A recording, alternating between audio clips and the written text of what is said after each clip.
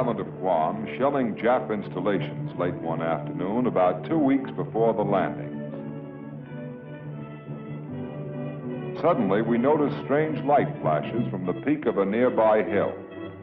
The message in Navy code was baffling. I have information. What could this mean?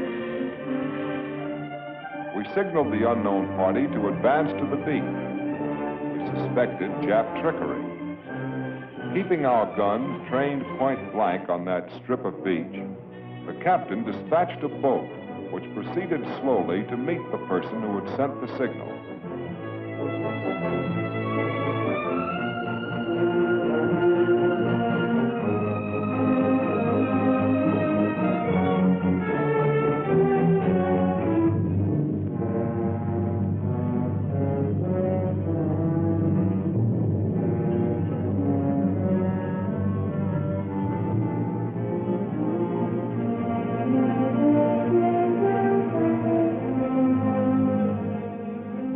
White man, a strange, unkempt figure, crying and laughing in his joy and excitement. When he was able to talk, he identified himself as Radioman George Tweed, United States Navy, the only survivor of the original garrison of Guam.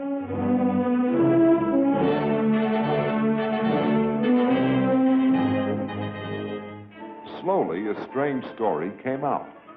How he took to the hills during the original Jap attack.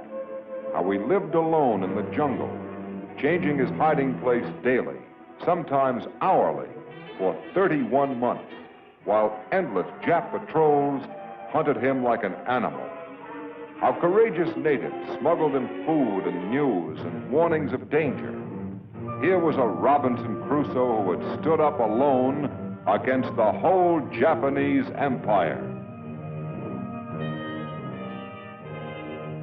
When the destroyer with Tweed aboard rejoined the main task force, he was amazed by the size of the fleet, larger even than he'd hoped for during his 31 months of hiding. Battleships, cruisers, destroyers, carriers, so many of them, and assault troop ships and assault cargo ships of a kind that didn't even exist when Tweed became a fugitive. The fleet has come to this staging base, itself so recently in Jap hands, loaded and powered for the attack on Guam. Now, while a band swings out, heavy shells are taken aboard.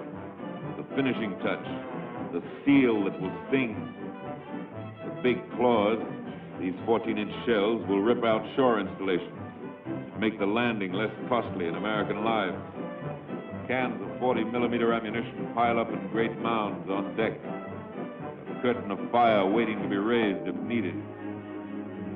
There, across the water, lies Guam. It means much to all Americans, but most to these sailors. They're Guamanians, Americans too. Americans known as Chamorros, whose families have been captives of the Japs for 31 bitter months. Soon we will find out what those Japs have done to our island. Beautiful it was then, and living there made us happy. There were 21,000 of us, and we knew each other as friends. Although we were far out in the Pacific, we were proud to be under the American flag. We were content. It was a good life.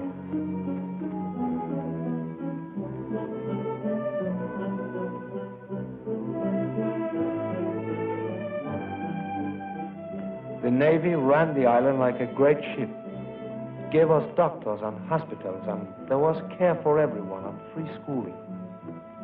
With many of us younger boys, our big ambition was to grow up and join the Navy.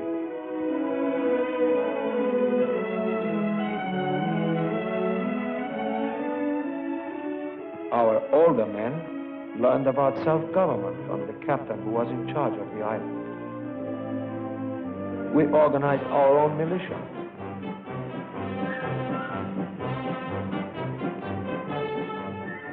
And our heroes were the Marines. But there were not many of them, the Marines of Guam.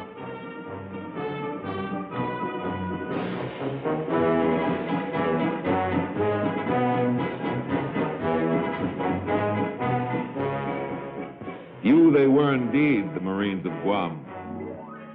Japan would consider any move to strengthen Guam an unfriendly act. It would be like pointing a gun at a neighbor's door.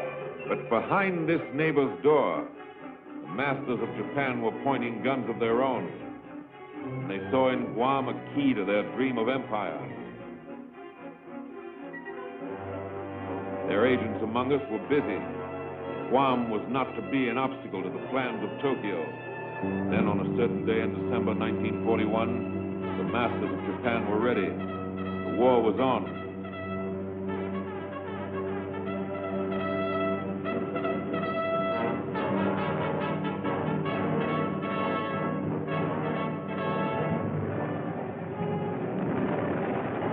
The garrison on Guam, it was over almost before it began.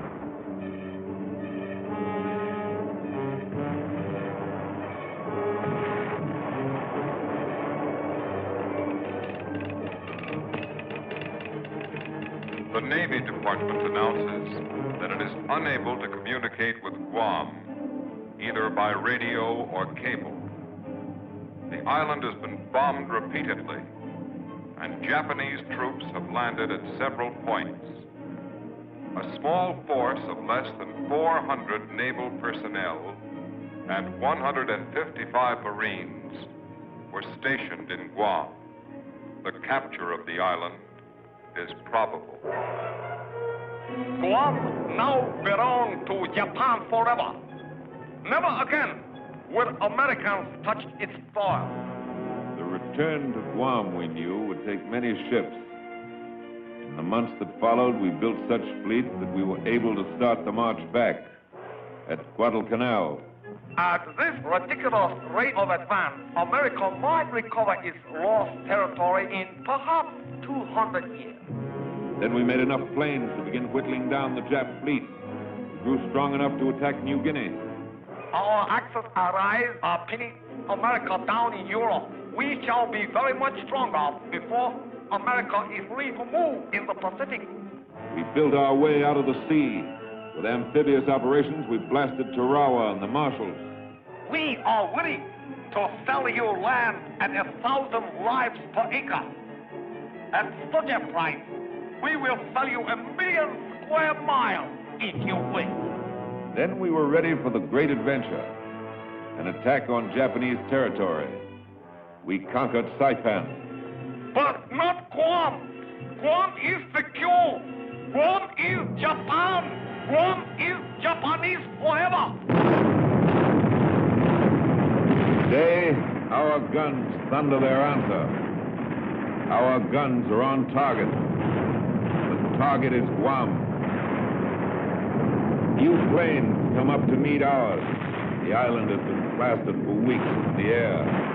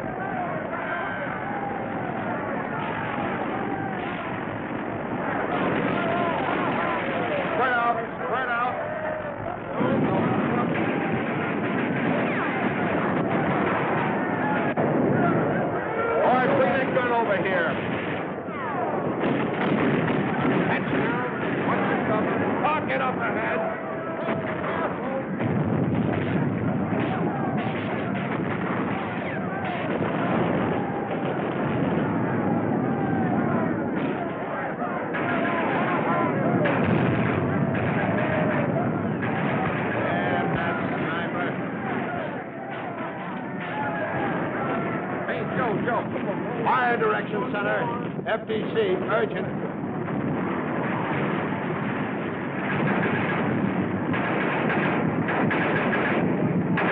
To the left. Come up a little.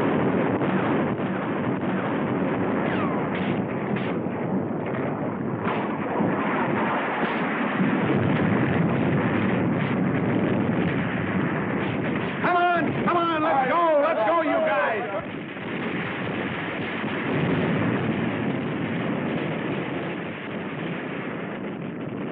Don't play dead with me, you bat.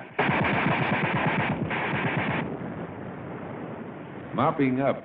The phrase sounds tame and unexciting.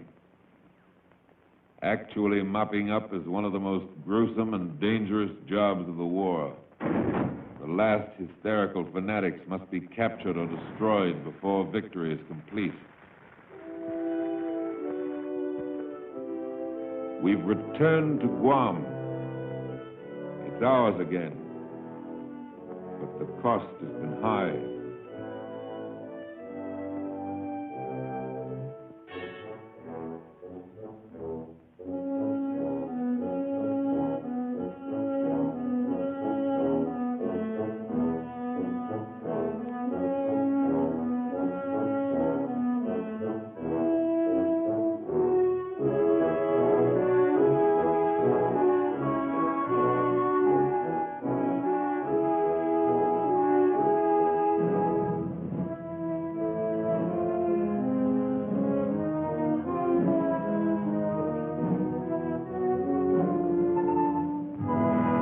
$1,226 Americans have died. In dying, each man disposed of 10 Japs. But 1,226 fellow Americans have died. Here are the sons of heaven. These are the members of the divine race. These are the men who set out to conquer the earth. Where now is the imperial arrogance which went forth to bestride the world?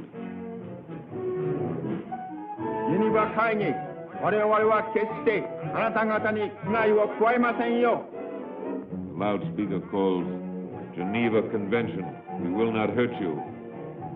Out of the hills where they'd hidden come a throng of Japanese civilians. They're bewildered, not so much by the bombardment, though that was severe enough. Their emperor has failed them. Not so long ago, they turned their backs on their sacred mountain and sailed to Guam. This was to be their colony, their promised land, and the Chamorros would be their slaves. They came to stay forever. Now the plans of empire lie in ruin. Guam's destiny as a fortress of Japan has been smashed.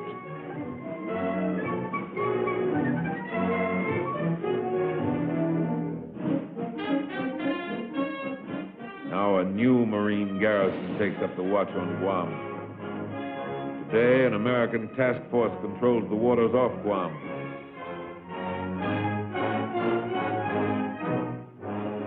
Two months after his rescue, George Tweed, now warrant officer and holder of the Legion of Merit for his aid in the recovery of Guam, returned to the island to prepare a final report on his strange adventure.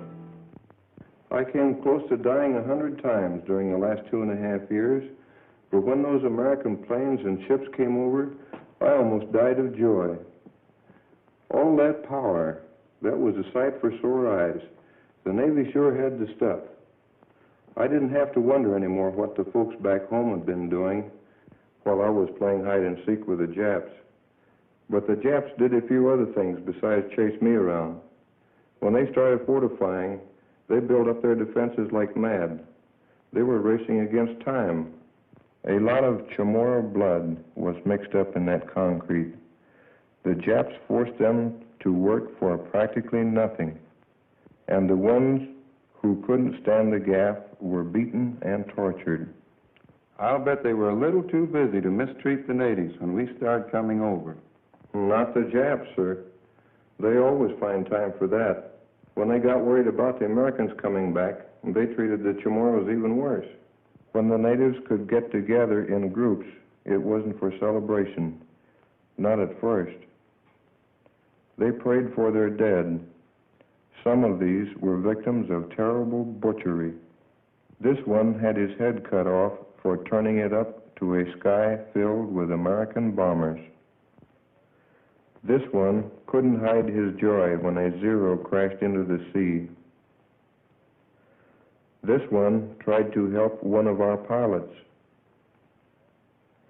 This is Jap justice, as I saw it.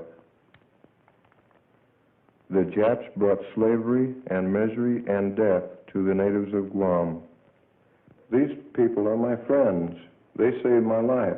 When I returned, the Chamorros were getting their first good meals in a long time, and their first decent medical care, some of it for babies born during the occupation. I would like to visit them again when the war is over. Until then, I want to do everything I can to knock the hell out of those Japs. I was there in the beginning, and I want to be there at the finish.